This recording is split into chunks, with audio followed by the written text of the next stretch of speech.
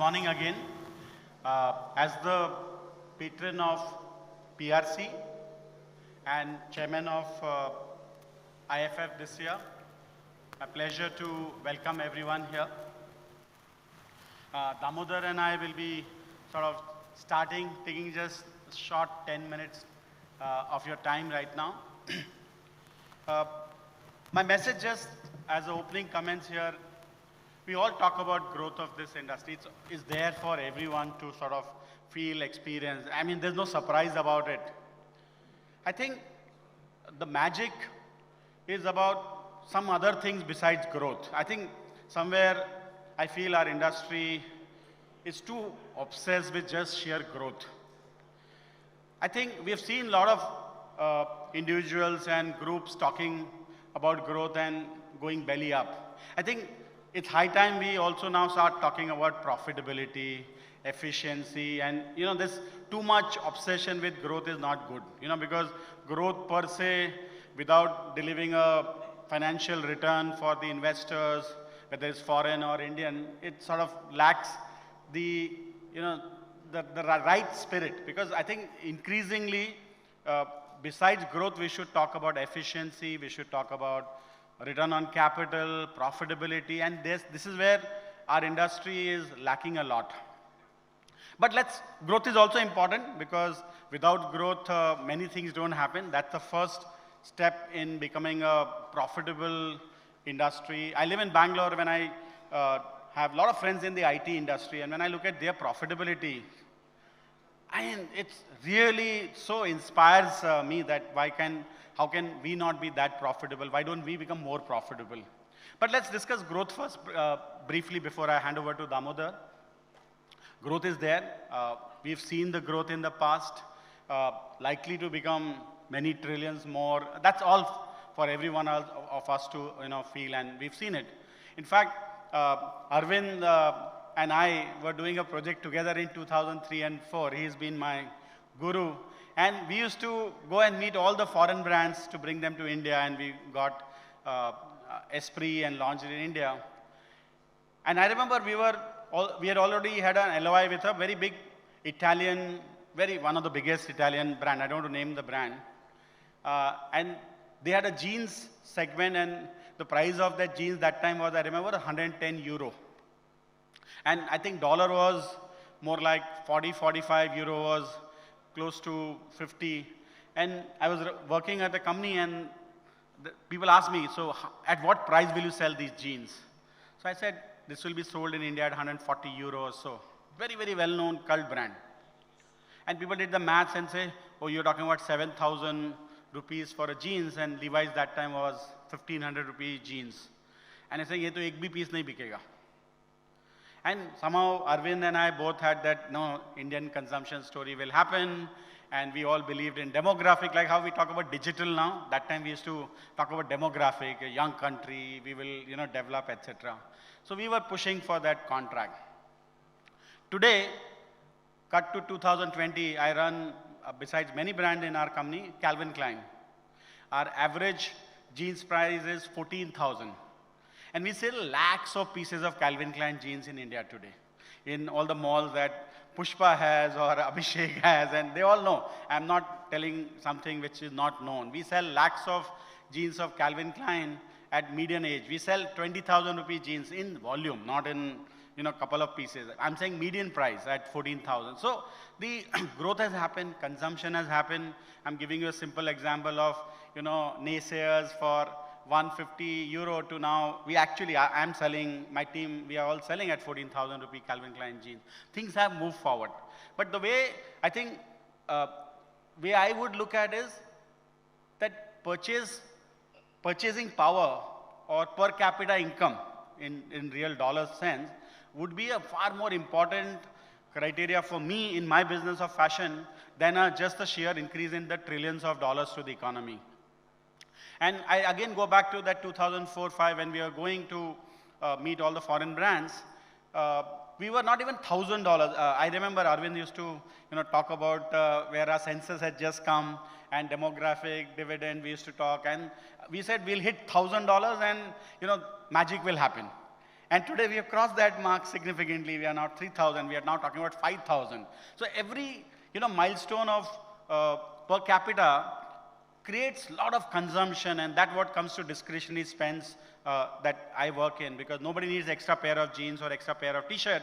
It's only when you feel good, there is a special occasion and consumptions that people then spend that money. So I will be watching the per capita dollar salary income more than just the increase in trillions of dollars to economy, which will come from unorganized to organized, or what Arvind earlier said, modern. That will happen for sure. But I think, to me, the key indicator of growth for our industry, at least the fashion retail, would be what becomes the per capita income. And I think that will be a very, very important parameter to really look at, and that the consumption, like we said, that people will not eat more rotis, or they will not, spend more on some categories, but discretionary spend will get filled. So that's a growth part of it. The next part of the growth is profitability. Now, I think growth alone, like I said earlier, not important, but the profitability, return on capital, so the investment flows into our industry. And one thing, what I notice in fashion retail especially, there is a commoditization of offering. I mean, classical, Dev is here, lifestyle CEO and friend. If I go to lifestyle, there's a shop and shop for brand A, and then there's a shop and shop for brand B, and there's a shop and shop for brand C. And actually I measured, it takes 4 steps to go from brand A to brand B. It's a 12 feet wall, 14 feet wall. In 4 steps, the 5th step, the customer has moved into another brand. And same thing happens online in the cart. The banner ads keep coming. You see the merchandise of different brand at different discount, different price. And consumer in few quick clicks can move from one brand to another brand, not just offline, and online also. So how do you, make sure that in those 4 steps, you make her or him stay in your section and make her or him buy your product? And I'm seeing like a very unhappy commoditization of offering in my industry. Everybody has same product. Everybody has similar processes. And, I interview people, they're saying, I made the SOP, and I hate that word. And, SOP means nothing. You just cut-pasted something from your previous job, and now you're saying, this is my retail SOP, etc. That's not what,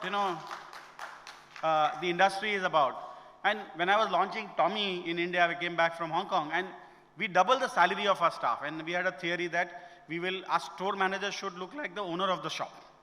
And we hired store manager who actually used to come in the car. They used to come from a family background that they could drive their car. And our sales went up, our sales density significantly. And as a percentage of sale, we were 1% higher than the industry. But our salary levels were much higher, and we were able to hire much better quality staff. They spoke a certain language. They drank a certain wine, and they came in their own car. And it was still making business case. But that is this we did in 2006-07. One department store chain, I don't want to name, they had a HR rule. They said, your staff cannot have more than 4 rings. I said, why not 5, why not 3? What is the logic of 4 rings? They said, we are a family store, the staff can't have tattoos. And that time, our girl staff used to wear low-waist jeans, and that was the fashion, and that's how the women used to dress. And they said, no, as per our HR policy, you can't have so many rings, and you can't have tattoos. I said, boss, one day we just closed down one shop and shop of that department store. Said, we don't want to sell from you. On a Sunday, we made a big hue and cry. We made HR change.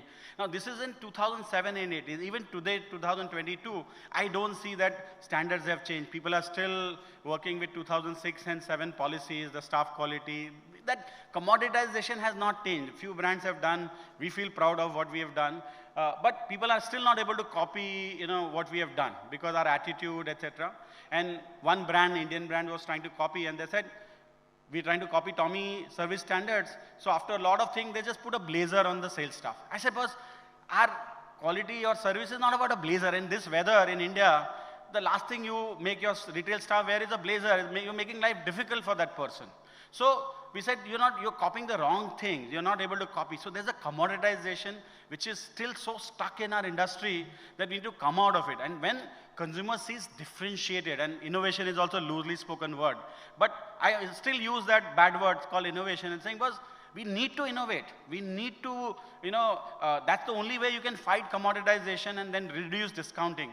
And our business is the only business in fashion where we are discounting 15%, 20%. There's no industry. My friends in car industry say, when we close down a model, then also we don't give 15% discount. So our profitability is a problem is because there's a commoditization, there's a sameness. So consumers are buying on price, not on offer or service.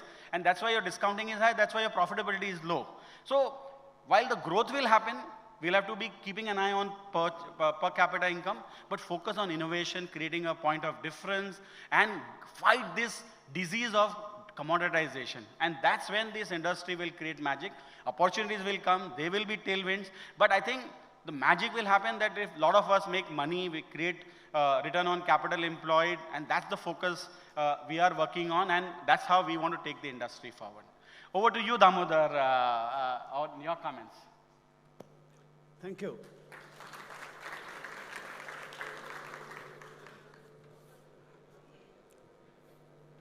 As a person leading India Food Forum and a person who's been in the food business, I say you got to listen to me because if you're in the consumption business, the green shoots always happen in food and grocery.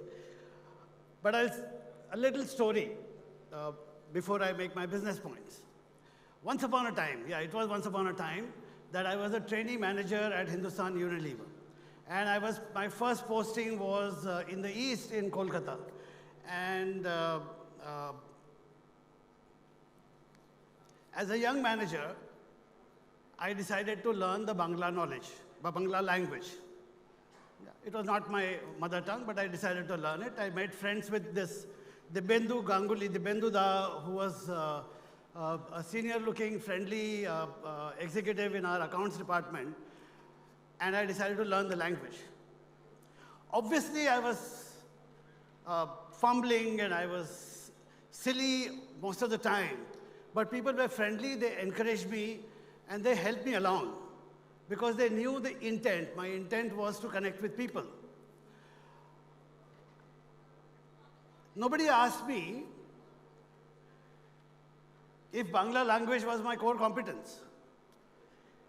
If it was of strategic importance to me, if I was going to play a national role eventually, people just said he's a good man who's trying to learn the way people behave, and let's egg him on.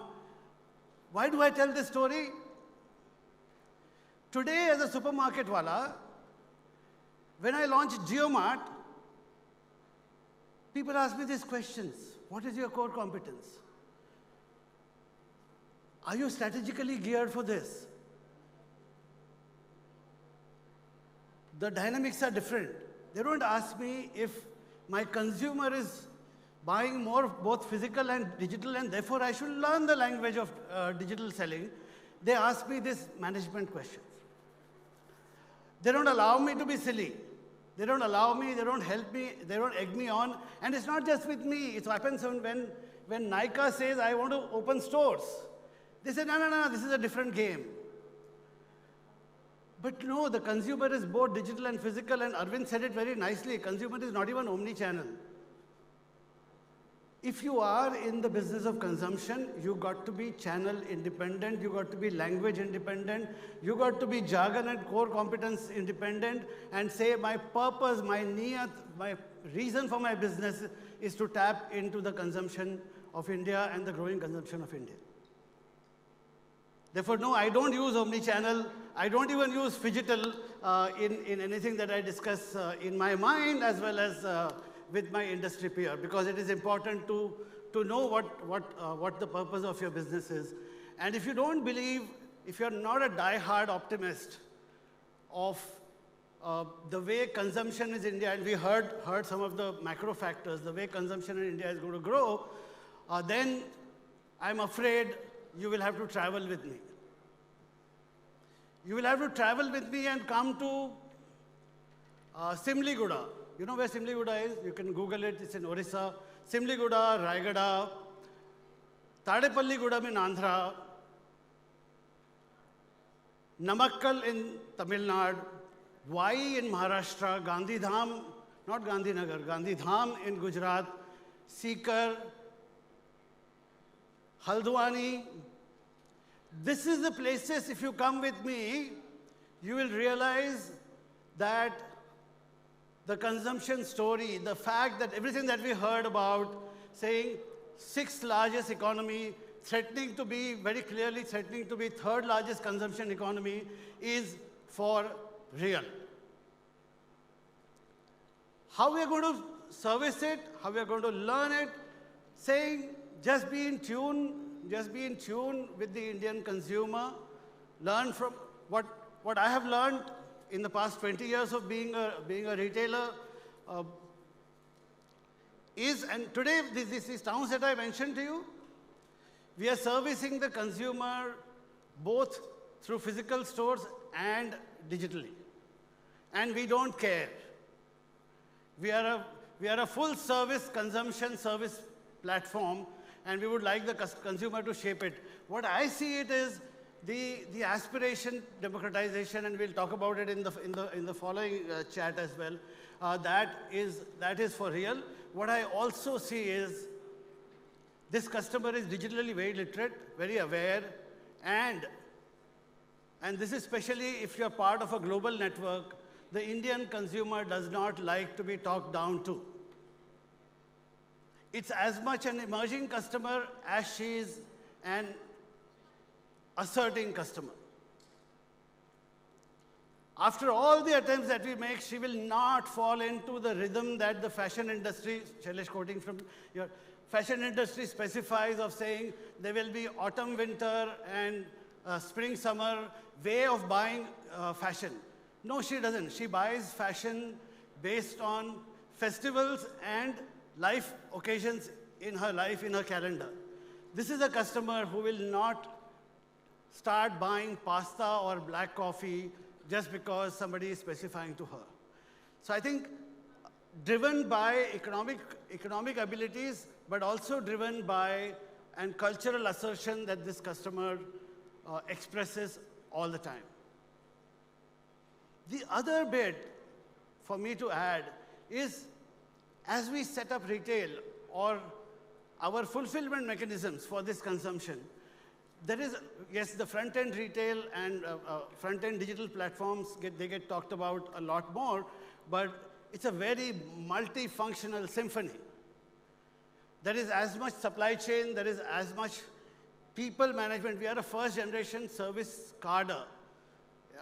And you should listen to people like B.S. Nagesh on what it means to really create an entire generation of people who are the informal workers or factory workers' children, and get them to face consumer in a service. We are a first-generation service economy. So there is the entire fulfillment, there is infrastructure, there is HR, there is the technology backbone that runs. Retail touches, the consumption economy touches lot many lives and facets. Bringing it all together in this journey that we, at least all practitioners of this craft, are very bullish about, is the way to go. And I think nobody today doubts that the next decade, and I keep quoting from Arvind's classification as well, is going to be very strong for him. I, for one, am traveling more, I'm learning more, and yes, picking up languages apart from physical and digital, actually spoken languages also more and more in India. Thank you.